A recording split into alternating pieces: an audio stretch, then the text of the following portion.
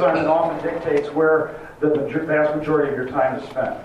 I'd like to be appointed, and I'm going to lobby hard to be appointed as Michigan's representative to the Appropriations Committee, because that's where those decisions are made. And hand in hand with that would be the Budget Committee. Because until we get, this is the first time, and I don't know when, in fact, I've got to take a look at it, in maybe 2 decades, that Congress hasn't passed a budget resolution. We're flying blind in Washington with no budget. That's unconscionable. We've got to demand that Congress come before the American people with its spending blueprint and say, this is what we're going to spend. What do you think? And report back. And then when you get to the Appropriations Committee, you've got to use that opportunity to drill down and to find those areas of waste, fraud, and abuse in the federal government. Finally, let's spend some time on the Small Business Committee. Because those are the backbone of our economy, they're the engine of our economic growth, and unless we have economic growth, we are not going to have the kind of recovery we deserve.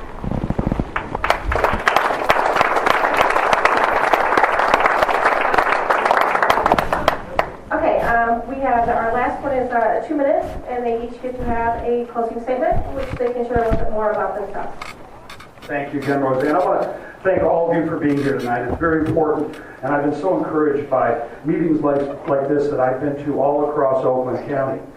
People are excited, people are ready, people are motivated, and people are angry, frankly, at what they've seen out of Washington. My name is Paul Welday. I'm here to make a change for each and every one of you. And I'm going to work tirelessly, not just to win this election, but to serve this district, this county, this state that I love in the most effective way possible. It really is important who we nominate to run against Gary Peters. We have, we talked about the experience in the background, and I'm sorry that some of our other opponents couldn't be here tonight. But the fact of the matter is, I have looked at the record, okay? And I have seen that there are some discrepancies. Okay, you cannot serve, you can't come before people and say that you want to be their representative when on your own watch you've missed upwards of 140 votes in just your last year, as my friend Mr. Reskowski did. Folks, that won't do it. We need someone who's committed, understands this process, and will get to work in Washington on the first day to solve our problems. Experience matters. I have that experience. I have the commitment. I have the passion. And most importantly, I have the ideas. I said before that one of the hallmarks of our campaign is going to be the IRS. So we looked at the IRS. I said, yeah, not the Internal Revenue Service. But what I'm talking about are big, bold ideas. Common sense reforms and solutions that work for the American people. Ideas, reforms, and solutions. Because the truth of the matter is we have got to go to the voters of this district telling them who we are, what we've done, and what we believe in. It's not enough simply to criticize Obama, Pelosi, and Peters.